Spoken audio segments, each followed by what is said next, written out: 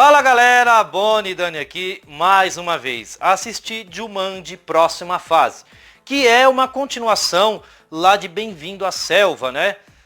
De 2017. Bom, aquele de 1995 com o Robin Williams, vamos descartá-lo, tá? Não tem nada a ver, é um ótimo filme, mas não tem nada a ver aqui.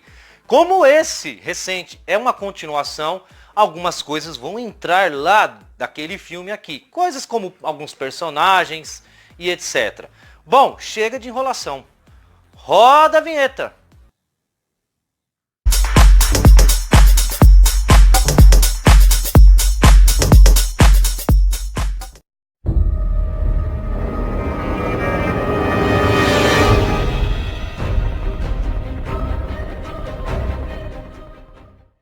Se você está procurando aventura bem convincente, este é o filme, né? Jumanji Próxima Fase traz isso. O primeiro filme estabeleceu uma certa aventura não muito convincente.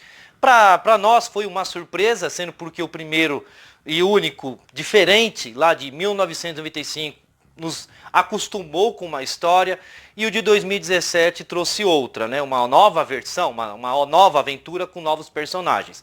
E como esse é uma continuação, muito se trata-se do primeiro filme em alguns aspectos, né? Como o jogo, coisas que eu não vou trazer aqui como spoilers, mas fica aí uma coisa bem estabelecida, né? Se você não assistiu o de 2017, você vai se perder nesse. Então assista o primeiro para depois assistir este filme. E caso você também não assistiu nenhum dos dois, sugiro que também não assista essa crítica, sendo porque você não vai entender muita coisa.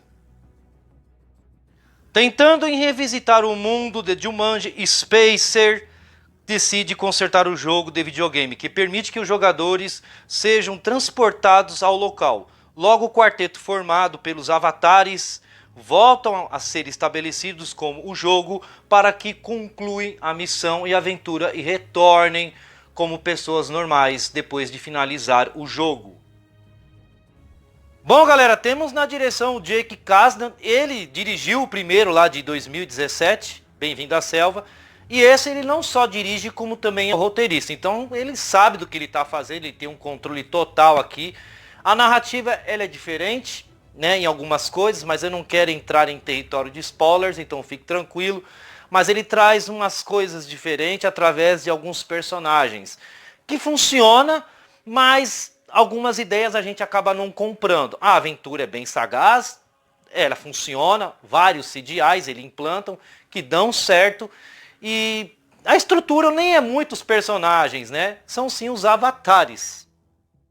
Para quem assistiu o de 2017 sabe que o jogo acaba puxando, né, para dentro do jogo de Jumanji. Então, os personagens, antes de se transformarem nos avatares, como o Dwayne Johnson, Kevin Hart, entre outros, eles são bem representativos. Temos aqui o Danny Glover e o Danny DeVito, né, como novos personagens. Porém, eles funcionam apenas mais ali dentro do Jumanji, dentro do jogo. Que, aliás, aquela coisa de aventura segue, né? A regra é a mesma lá de 2017. Eles acabam entrando dentro do jogo e eles têm que concluir aquela missão ali dentro de Jumanji para que voltem ali a serem as pessoas normais. Então, a narrativa é bem parecida, né? Se não for igual a do 2017.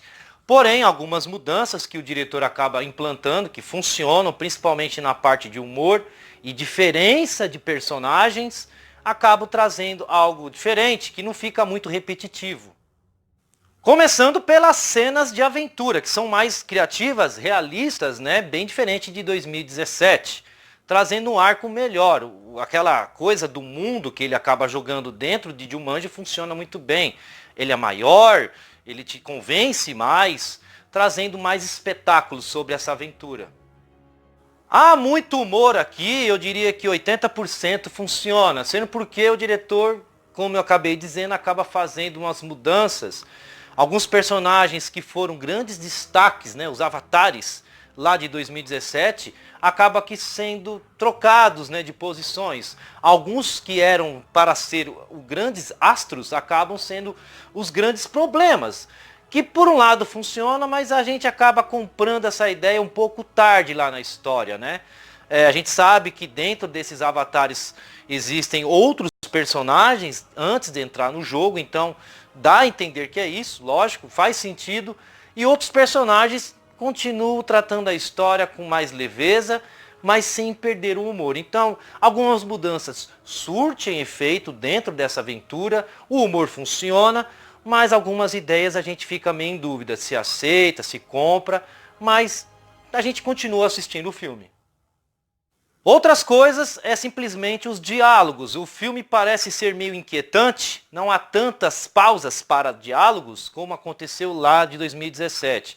Nessa o diretor acaba perdendo um pouquinho o controle, que ele não deixa muito espaço ali para aquela calma, planejamento, como que a gente vai fazer, tudo é corrido, tudo acontece ao mesmo tempo que as ações estão acontecendo. Algumas vezes funciona, outras não, deixando o filme muito corrido. Há um certo inchaço, né, nessa adrenalina, nessa aventura, que dá uma nostalgia que não era muito preciso. Porém, ele resolveu fazer assim, mais como um certo, vamos dizer assim, humor corrido, né? Você, ao mesmo tempo, vê as cenas de aventura e o humor acontecendo, atropelando, então fica esse atropelamento que hora dá certo, hora não dá. Bom, o roteiro, a narrativa, que é meio bagunçado num certo meio da história, como acabei dizendo, né? Há um atropelamento entre diálogos e ação, né?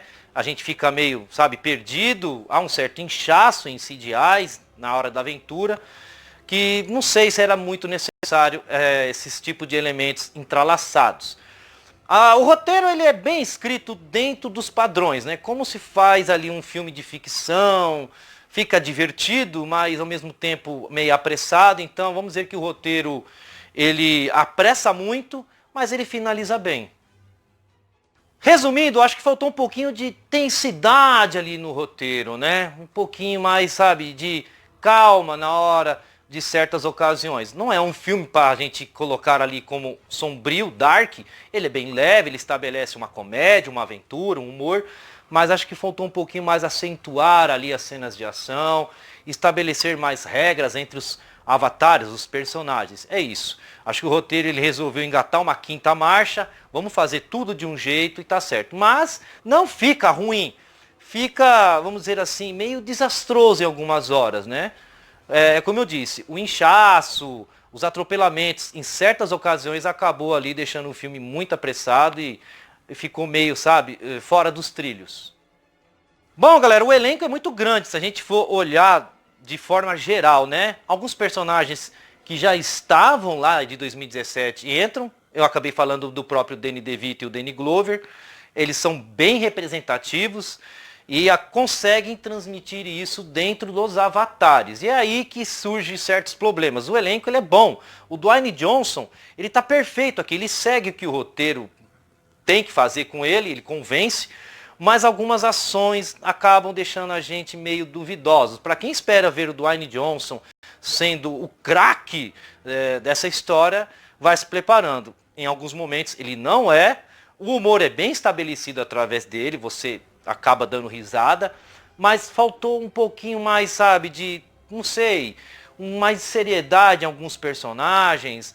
Há um desleixo, né, muito cômico. Vamos dizer assim que o personagem fica cômico demais e acaba atrapalhando em certas ocasiões.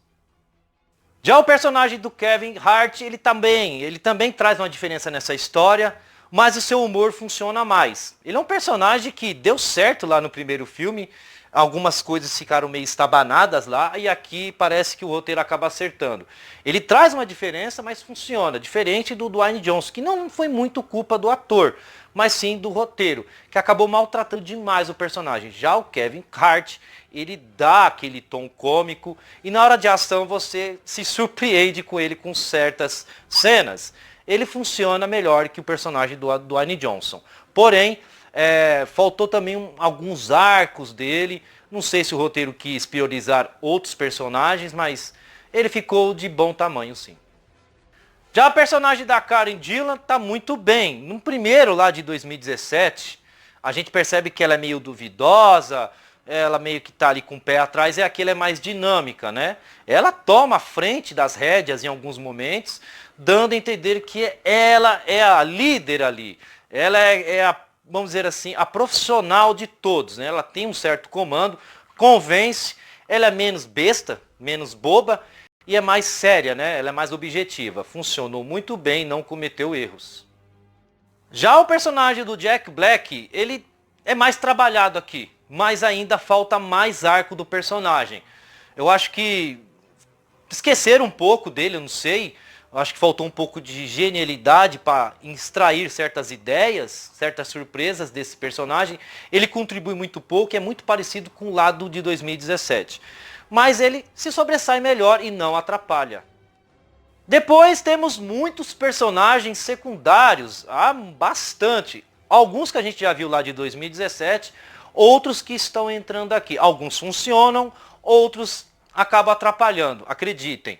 E eu senti falta também de um antagonista, como o primeiro filme de 2017. Eu estou falando do primeiro de 2017 porque eu estou descartando aquele de 95 que não tem nada a ver.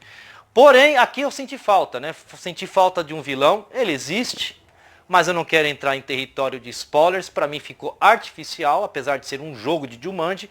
Então eu acho que faltou também explorar mais o lado ali no antagonista. Jumanji, próxima fase, tem um roteiro atrapalhado, tem uma aventura convincente, com ótimos CGIs e um design de produção perfeito. Mas ficou devendo extrair alguns personagens e a mudança de narrativa acaba deixando a gente confuso. E eu não poderia dar outra nota, como 8.0. Ainda estou dando uma nota boa, sendo pelo arco visual, que é perfeito. Fora isso, algumas coisas ficaram ali tropeçando, que não sei se surtiu efeito. Eles tentaram fazer um filme não muito parecido com o de 2017, mas algumas ideias a gente acaba não comprando e algumas atitudes.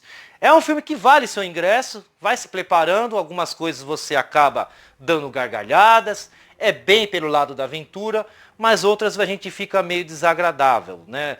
A gente acaba não gostando muito e não sei se era muito necessário. Mas sim, ele vale o seu ingresso. Bom, galera, por aqui nós terminamos.